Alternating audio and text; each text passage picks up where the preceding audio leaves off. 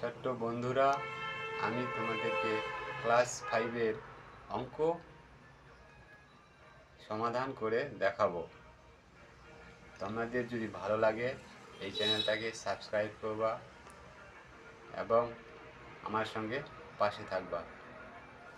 দেখো, আমি তোমাদেরকে একটা মিশ্র ভগ্নাংশকে কিভাবে অপ্রকৃত ভগ্নাংশ করতে হয় সেটা দেখিয়ে দিচ্ছি।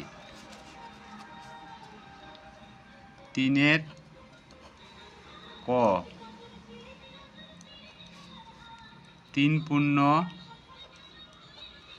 5/7 এটাকে কিভাবে আমরা মিশ্র ভগ্নাংশকে অপ্রকৃত ভগ্নাংশ করব।